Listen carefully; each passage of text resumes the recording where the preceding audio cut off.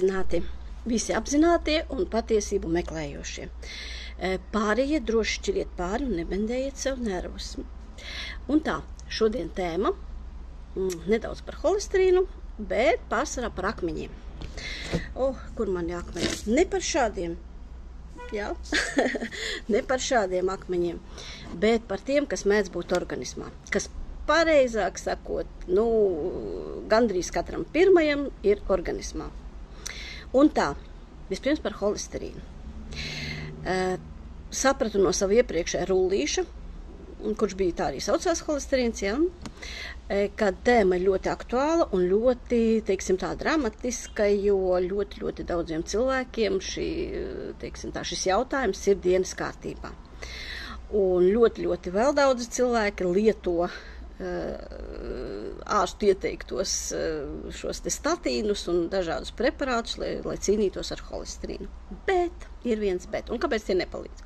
Un kāpēc tie grauj citas sistēmas un tā tālāk un tā joprojām? Situācija ir kāda. Es jau tajā iepriekšējā rullītī teicu, ka holesterīns tas nav par taukiem, holesterīns tas ir par iekaisumu.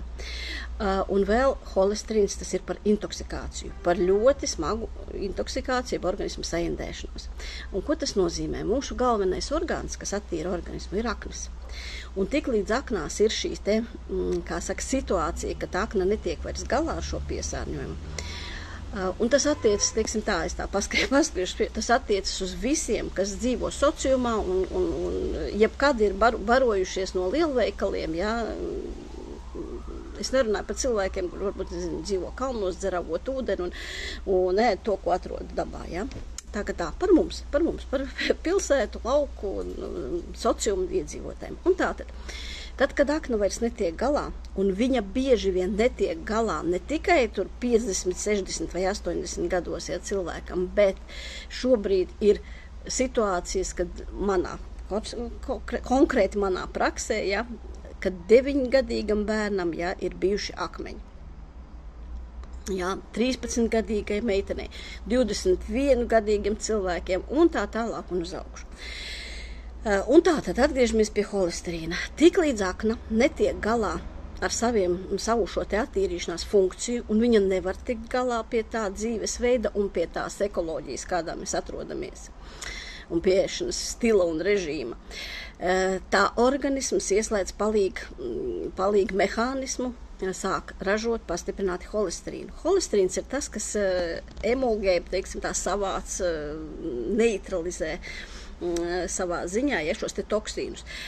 Tas no sērijas atceraties kādreiz. Arī tagad man saka, ka esot dažās darba vietās, kur kaitīgs darbs ar kaitīgiem materiāliem, ķimikālijām un tam līdzīgām vielām, kad dod pienu. Par kaitīgumu deva pienu kādreiz. Ne balto šķidrumu kādu pārdot šobrīd veikalos, kurš ir piena izstrādājums. Nē, īstu no lauku guvas pienu, trekno pienu. Deļ kam? Lai neutralizētu šos te toksīnus, to, ko cilvēks ir saelpojies vai caur ādu vai kā savādāk uzņēmis savā darbības, rezultātā. Un tātad organisms šo holesterīnu ražo pastiprināti, lai palīdzētu aknei savākt šos toksīnus, lai šie toksīni šo aknu vienkārši neizārdītu, nenoārdītu un arī citus orgānus. Un sāk veidot tā saucamos aknu akmeņus. Akmeņi ir nosacīts jēdziens, jo viņi nav, kā es rādu, viņi nav cieti, viņi ir pēc struktūras līdzīgi aknei.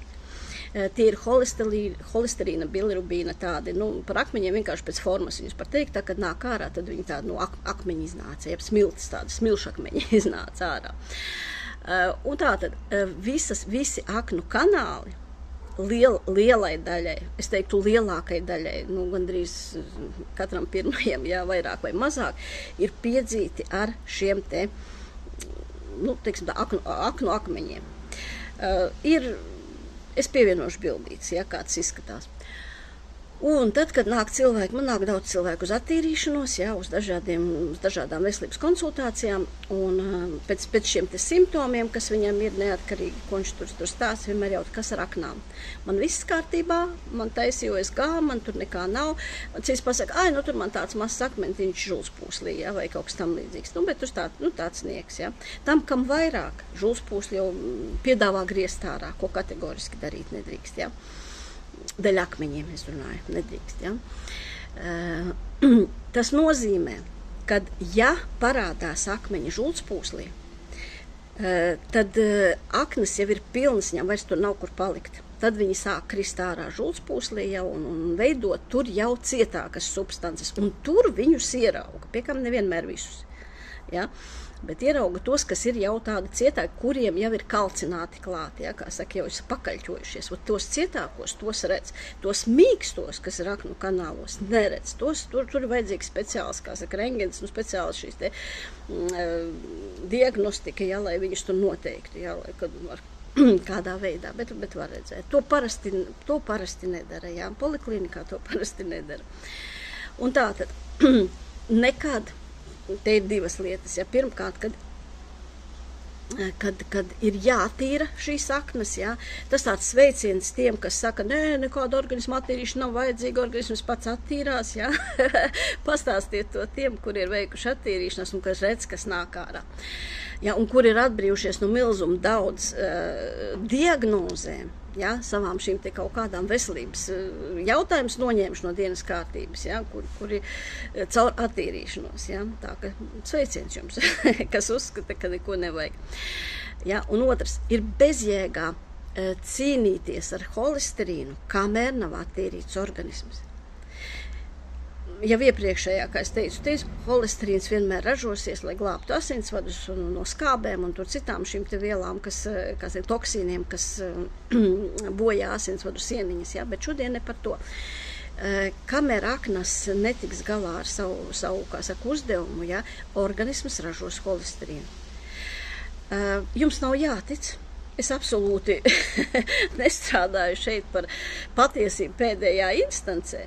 Jūs to neuzzināsiet, kamēr nepārbaudīsiet. Es pievienošu dažas bildītes, ja, kā tas izskatās, kā cilvēki tīrās, kas nāk ārā. Tiem, kuriem OSG nav parādījis, ka žultspūslī būtu akmeņi. Ja. Tātad, ziniet, tiem, kam ir, nav jāskrien raut ārā žultspūslis, ja, operēt ārā žultspūsli un radīt sev problēmas tālākai dzīvei.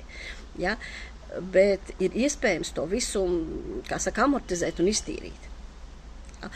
Visus jautājumus, protams, personīgi, ja uzdodiet.